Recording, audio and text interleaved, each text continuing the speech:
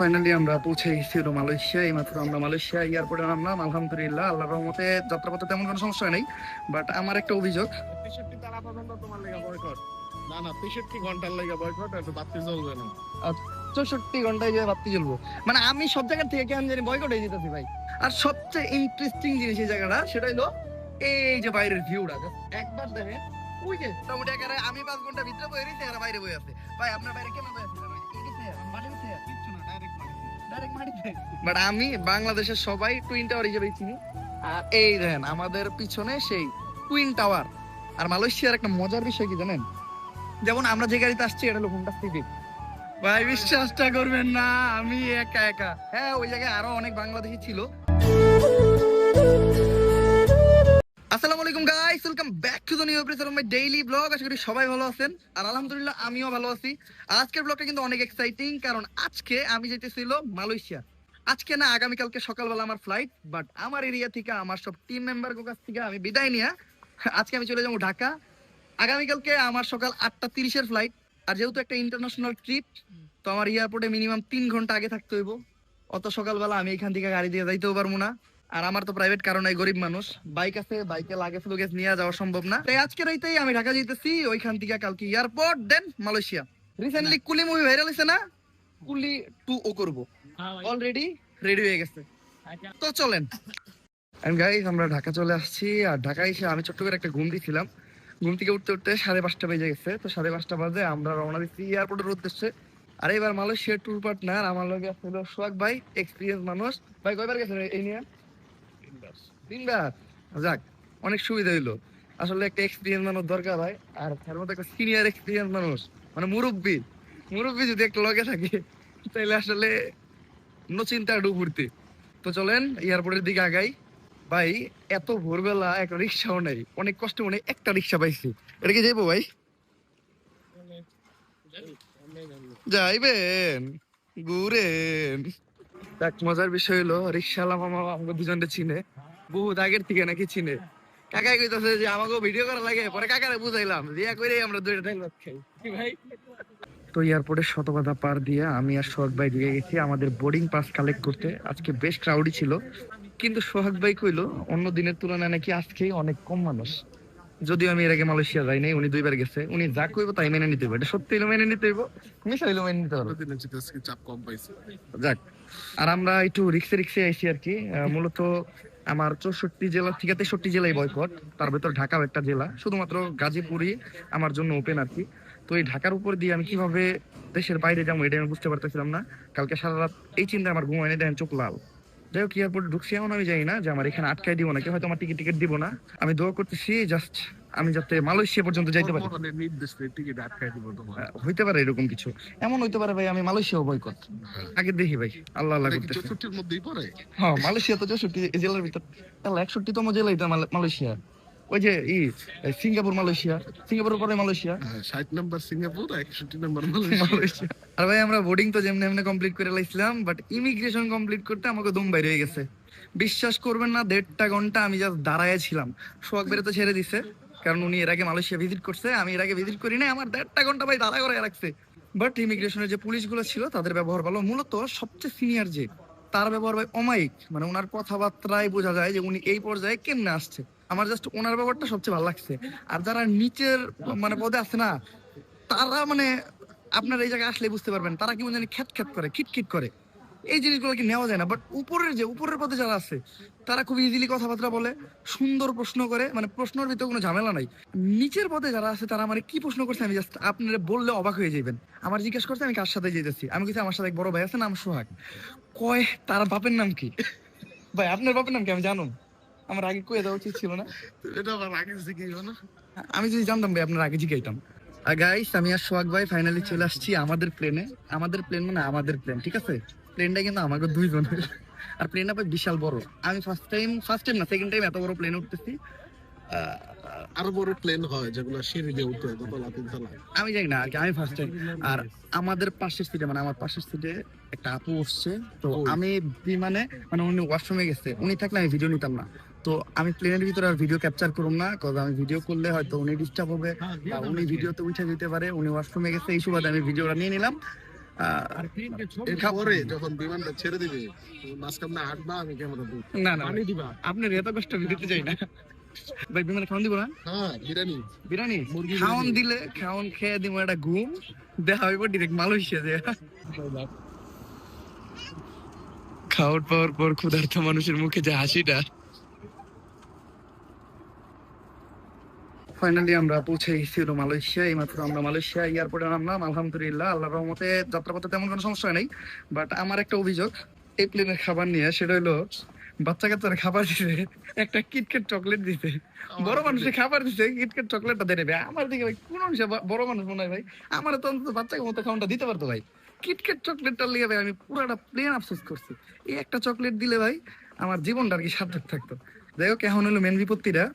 আমি এর আগে যেহেতু মালয়েশিয়া আহি নাই, তো বেশিরভাগ সম্ভবত আমার মালয়েশিয়া আটকাই দিব, আমার আবার রিটার্ন করে পাঁচটায় পাঠাই দিব। এর লিগে আমি খেতাও নিয়েছি যাওয়ার সময়।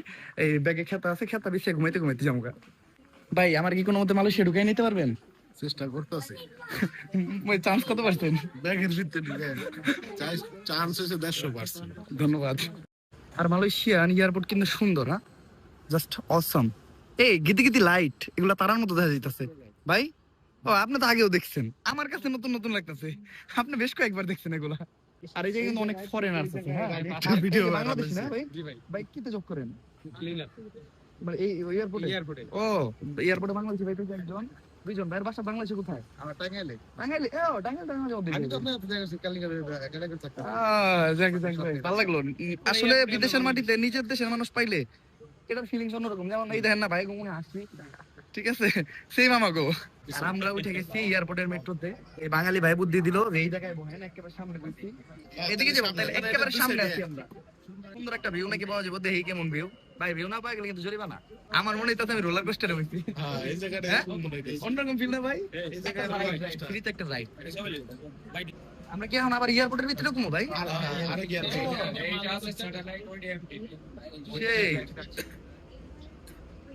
ভাই, ভিউটা আসলে অনেক জোস। আমার মনে হইতাছে আমি রোলার কোস্টারে বয়ে যাইতাছি। এই যে সামনে যে গ্লাসটা না, এই গ্লাসটা আমার মনে হইতাছে যে নাই, একদম পরিষ্কার। আন্ডারগ্রাউন্ডে চলে যাব আমরা। ওটা কি আরেক এয়ারপোর্ট ভাই? হ্যাঁ, সুন্দর সুন্দর ধরো দিকে ক্যামেরা তো। মজার হাটটা অনেক করছি, এখন একটু সিরিয়াস মোডে আহি। আমি এখন আছি মালয়েশিয়ার ইমিগ্রেশনের ভিতরে। আমার মনে হয়, আমি দুনিয়া ঘুরি নাই, তারপরে মানুষের ভাষ্য মতে যারা এই জায়গায় আছে, যারা মোটামুটি আকারে দুনিয়ার মানে অনেক দেশ ঘুরে ফেলছে, তাদের ভাষ্য মতে মালয়েশিয়ান ইমিগ্রেশন হলো সব থেকে খারাপ। এই জায়গায় যত ঝামেলা সব হলো এই জায়গায়। আর আমি একটা জিনিস জানতাম না, ইমিগ্রেশন অফিসারের ভিতরে ভিডিও নেওয়া যায় না, তো ওই টাইমে আমি ভিডিওটা পোস্ট করে দিই। আর ফাইনালি আমি আমার ইমিগ্রেশন কমপ্লিট করে এখন আমি বাইরে হমু। বাংলাদেশ থেকে আমার ফ্লাইট মালয়েশিয়া আসছে হলো 1টার দিকে। আর এখন বাস্তবে কয়টা ভাই মালয়েশিয়া ট্রেনের? 7টা। বলতে পারেন আমি 5 ঘন্টারও বেশি সময়, 6-5 ঘন্টা, 7 ঘন্টা সময়। এখন কয়টা বাজে? তো বলতে পারেন আমি 7 ঘন্টা সময় এই মালয়েশিয়ার এয়ারপোর্টে কাটাই, তাও শুধুমাত্র বইহা। আমার করার কিছু ছিল না। ওয়ালাইকুম আসসালাম, ভালো আছেন ভাই? বাট আমাদের এই জায়গায় বাংলাদেশি অনেক ভাইয়েরা আছে, তারা খুব ভালো সাপোর্ট দিচ্ছে। মানে একটু পর পর জায়গায় খোঁজ দিতে যে হইছে নাকি, আর তারাও আমার জন্য ওয়েট করে আসছিল। আর এই জায়গায় এসে অনেক বাংলাদেশি দেখতে পারি, লেগে ভালো লাগতেছে ভাই। তো চলো আমরা বাইরে হই। সোহাগ ভাই, আপনি এই কামটা কেমনে করতে পারলেন ভাই? আপনি আমার থেকে বললেন ভাই টাচ করে। পাস করে আমার তো গেছি করে পাস করে সিল মেরে দিছে। ভাই বিশ্বাসটা করবেন না, আমি একা একা। হ্যাঁ, ওই জায়গায় আরো অনেক বাংলাদেশি ছিল। আমি জাস্ট একটা জিনিস ঘাবড়াইতেছিলাম, অনেক বাংলাদেশিরে আমার সামনে রিটার্ন করে দিতেছে। ওদের কাগজপত্র ঝামেলা ছিল, আমারটা ছিল না। তারপরেও মানে ভিতরে একটা ভয় ত্রুটি কাজ করে না। নিজের দেশের মানুষরা যদি আমি বিপদে দেখি, মানে নিজের একটু বিপদ বিপদ ফিল হয়। নিজের দেশের মানুষের একটু দুঃখী দেখলে নিজের একটু দুঃখী দুঃখী লাগে আর কি। ওই জায়গায় অনেক মানুষজন আর কি মন খারাপ করে চলে যেতেছিল। আমি চিন্তা করতেছিলাম যে এদের মন খারাপ, আমারও মন খারাপ হয়ে যায় নাকি। বাট না, সবশেষে আলহামদুলিল্লাহ সফলভাবে এক্সিট মারছি। তোমার জন্য আমরা পেপারস তো আমি পাঠাইছি। জানি ভাই, আপনি পেপার না পাঠাইলে তো ভাই আমি ঠিকই গেছিলাম। পেপারসের পরে আরেকটা অপশন রাখছি, যদি কোনো কারণে এটাও মিসিং হয় তারপর তোমার কোনটাকে বের করবে, এই সিস্টেমও করা হয়ে গেছে। ও ভাই, এই ভাই ব্রাদার সাপোর্ট। আর আমাকে রিসিভ করার লেগে আমাকে এই জায়গার ভাইয়েরা আইছে। তো যাই হোক, সবার লাগে ইন্ট্রোডিউস করাম একটু পরে। এখন আমরা রানিং এ আছি। আরে যে অনেক মানুষজন, যাক অনেক ভেজালের পর এয়ারপোর্ট থেকে বাইরে হইতে পারছি। আমাদের রিসিভ করতে যারা আইছিল ভাই, তারা গাড়ি আনাই লাইছে।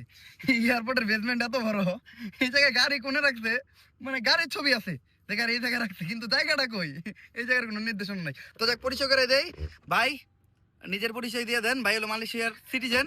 সিটিজেন বলতে গিয়ে মালয়েশিয়ায় বিয়ে শাদী কইরা ভাই সেটেল। আর ভাই ভাই আপনার পরিচয় দিয়ে দেন। আমার নাম সিজান, আমিও ভাইয়ার একটা ফোন দোকানে কুয়ালালামপুর আশরাফ গাজেট গেলে দেখতে আসি। ফোন দোকানে আর কি মোবাইল ভাইয়ের কথা ব্লগে পরিচয় হয়ে ভালো হইলো। এমনিতে ভাইগুলোকে আগের থেকে পরিচয়, কিন্তু সাক্ষাৎ হইলো প্রথম। যাই হোক, ভাইয়েরা অনেক কষ্ট করছে।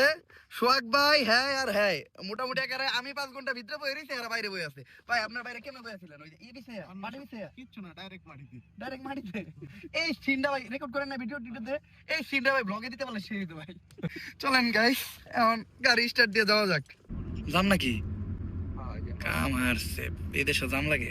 আর যেহেতু আমরা বাইরেতে বাইরেতে অনেক লেট হইছে, আমরা দুপুরের খাবারও খাই নাই। প্লেনে যতটুকু খাবার দিছিল অতটুকু দিয়া জাস্ট কোনো মতো পেট টেট ভরছিলাম। প্রচুর ক্ষুধা লাগছে, তাই ম্যাকডোনাল্ডসে দাঁড়াইয়া হালকা পাতলা কিছু খাবার নিমো, দেন আমরা বাংলাদেশি কোন হোটেলে যাই ভরপেট খামো রাত্রে। আর মালয়েশিয়ার একটা মজার বিষয় কি জানেন? যেমন আমরা যে গাড়িতে আসছি এটা হলো হোন্ডা সিভিক, ওয়েল মডিফাইড, হলার টলার লাগানো, মানে এক্সস্ট। এরকম একটা গাড়ি বাংলাদেশে দেখলে মানুষ চেয়ে থাকে, বাট এই জায়গায় এটা খুবই নর্মাল। এই জায়গায় যদি একটু হাইপ কার দেখতে চান, তাহলে আপনার দেখতে হবে বিএমডাব্লিউ, পোর্শে, তারপরে হলো মার্সিডিজ। এগুলো এই জায়গার কমন গাড়ি, মানে একটু পর পরই দেখা যাইতেছে। কাল্লাবার গলিগা বলতে পারেন এটা অন্যরকম একটা স্বর্গ। আবার দেখেন ওই যে কি একটা বাইক গেল ভাই, নর্মাল একটা স্কুটির মতো, বাট ওটার ডিজাইনটা জোস। কাল্লাবার, বাইক লাভার, এদের জন্য মালয়েশিয়া অন্যরকম ব্যাপার স্যাপার। আর ভাই এই জায়গার হুন্ডা গুলা ভাই অনেক গতিতে চলে, প্রত্যেকটা হুন্ডাই দিয়ে এক্সস্ট লাগানো, বম বম করে যায় ওরা।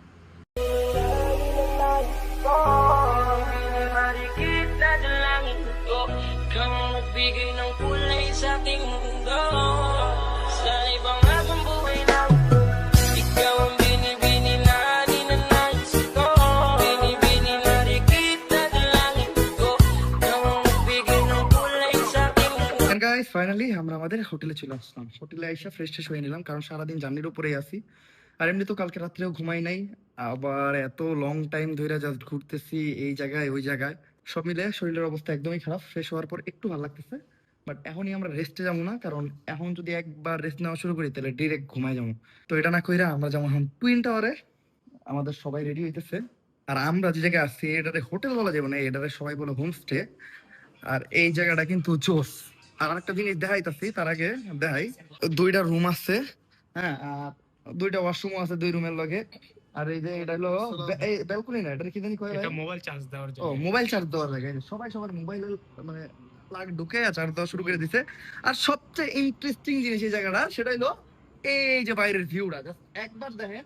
ওই যে ওটা কিন্তু টুইন টাওয়ার, ঠিক আছে? আর এটারে কি কয় ভাই? সাতসাতুলা পাঁচ। সাপ্তো সাস্তুলা। সাতসাতুলা পাঁচ। আচ্ছা আচ্ছা। মালয়েশিয়া ভাষায় মানে 118 বিশ্বের 2 নাম্বার ভবন এটা। আর 1 নাম্বার এক নাম্বার তো ও ওই যে বুর্জ খলিফা। আচ্ছা আচ্ছা, জাস্ট এই জায়গার ভিউটা দেখেন, নাইট ভিউ, মানে শহরের ভিউ, বাট লাইটিং গুলার জন্য এত জোস লাগতেছে। এই জায়গা থেকে কিন্তু আমরা পারফেক্ট একটা ভিউ পাইতেছি। জোস জোস, এইটাও কিন্তু অনেক জোস। আর এই হোমস্টে বা হোটেল যেটাই বলেন, এটার পার ডে ভাড়া পড়ছে 200 রিঙ্গিত। 200 রিঙ্গিত বাংলাদেশি টাকা কয় টাকা হয়? 6000 টাকা। আচ্ছা, 1 রিঙ্গিতে 30 টাকা বাংলাদেশের।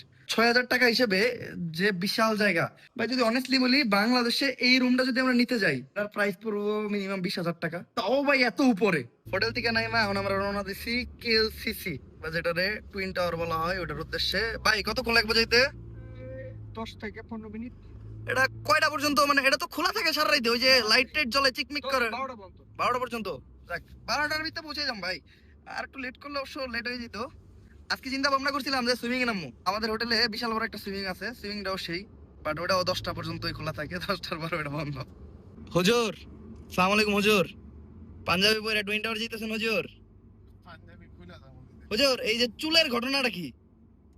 তুমি আমার মানে চুলে ভ্যান, পাঞ্জাবি, টুইন টাওয়ার, কেমনে কি? তুমি আমার চুলে লারা দাও কে? চলো আমরা চলে আসছি কেএলসিসি তে। এটারে আমি তো টুইন টাওয়ার হিসেবে সবসময় চিনতাম। যখন এরা কেএলসিসি কইতো আমি কনফিউশনে পড়ে যেতাম কি এরা এটা কি লেগে কইতাছে, আসলে এটার নাম নাকি কেএলসিসি। বাট আমি বাংলাদেশের সবাই টুইন টাওয়ার হিসেবেই চিনি। আর এই দেখেন আমাদের পিছনে সেই টুইন টাওয়ার, মানে যেইটা ফেমাস আর কি। মালয়েশিয়া মানে টুইন টাওয়ার, টুইন টাওয়ার মানে মালয়েশিয়া। ভাই আমি যদি বইয়া দেয় তাহলে আপনারা ভালোভাবে দেখতে পারবেন। ভাই এটা এত বড়, আমার ক্যামেরা তো আই থিঙ্ক ঠিক মতো আইতেছে না, বাট এটা অন্যরকম কিছু। এমনিতে আমরা এটা যেমন দেখি না, সামনাসামনি দেখতে এটা আরো অনেক বেশি সুন্দর। আর এই সাইডে আরো দুইটা বিল্ডিং আছে, আমার কাছে এই বিল্ডিংটা খুব ভালো লাগতেছে। আর এটা হলো একটা পাবলিক ব্যাংক, বাট এইটার ডিজাইনিংটা দেখেন কত সুন্দর করছে, মানে একটা ব্যাংকের ডিজাইনটাও এরা কত সুন্দর করছে। ও আর পুরো জায়গায় অনেক মানুষ আছে, ঠিক আছে, যে যার মতো এনজয় করতেছে। আমরা এই জায়গায় আছি বেচালা মানুষ, আমাদের পিছনে কাপল আছে, ওদিকে আছে, মানে যে যার মতো ভাই টুইন টাওয়ারের স্মৃতি রাখতেছে। আমরাও হ্যাঁ স্মৃতি রাখি ভাই সবাই, কারণ আমরা তার কাপড় না, আমরা এমনি স্মৃতি রাখি। একটা দুঃখের বিষয় দেখেন, এই যে টুইন টাওয়ারে অনেক লাইটিং টাইটিং থাকে, মানে এটা আরো বেশি সুন্দর লাগে, কিন্তু আজকে কেন জানি এটা খুব আর্লি বন্ধ করে দিচ্ছে। এমনিতে এটা টাইম থাকে 12টা পর্যন্ত, আজকে তো আমরা 11টা বাজে আসছি, তারপরেও কেন লাইট টাইট বন্ধ করে দিতে জানি না। ভাই এটাও কি আমার বয়কট করে দিল? আর 63 তারা পর্যন্ত তোমার লেগে বয়কট। না না 63 ঘন্টার লেগে বয়কট, একটু বাতি জ্বলবে না। 64 ঘন্টায় যে বাতি জ্বলবো, মানে আমি সব জায়গা থেকে কেন জানি বয়কট হয়ে যেতেছি ভাই। মানে টুইন টাওয়ারের বাতিটা আজকে বন্ধ করে দিল। যাই হোক, এই জায়গায় আমরা কিছু ফটো টটো তুলি, তারপর আমরা এখান থেকে বাইরে হয়ে যাবো। এই কই যাওয়া যায়। সবচেয়ে মজার বিষয় কি জানেন, মালয়েশিয়া আসার পর অনেক বাংলাদেশি ভাইদের সাথে দেখা হইতেছে, তারা আমাদের ভিডিও দেখে। তো যাদের সাথে দেখা হইতেছে তাদের বিহেভিয়ারও খুব ভালো, তারা খুব ভালো আমাদের সাথে কথা বলতেছে। আর দেন এক সাবস্ক্রাইবার আমাদের জন্য আইসক্রিম নিয়ে এসেছে, আইসক্রিম ফেভারিট, তাই আমরা এখন টুইন টাওয়ারের সামনে বসে আইসক্রিম খেতেছি। থ্যাংক ইউ ভাই আইসক্রিম খাওয়ানোর লিগা, এত দূরে তুমি আইসক্রিম খাওয়াইলে এর জন্য তোমাকে, তোমার নানিরে ধন্যবাদ। এন্ড গাইস, একটা লম্বা সময় পার করার পরে ফাইনালি আমরা চলে আসছি আমাদের হোটেলে। কি আরো ঘোরার প্ল্যান ছিল, বাট শরীরের অবস্থা খুবই খারাপ, আমার চোখ দিকে বুঝতেই পারতেছেন। এমনি যদি আরো ঘোরাঘুরি করি, মালয়েশিয়ান পুলিশ নেশাখোর ভাইবার ঠাস করে ঢুকিয়ে দিব। তো আজকের ব্লগটা আমি জিজ্ঞাসা করতেছি, যদি ব্লগটা ভালো লাগে লাইক কমেন্ট শেয়ার সাবস্ক্রাইব করে দেন। Still then guys, stay safe, right safe, যাবেন নেক্সট ব্লগে। আল্লাহ হাফেজ।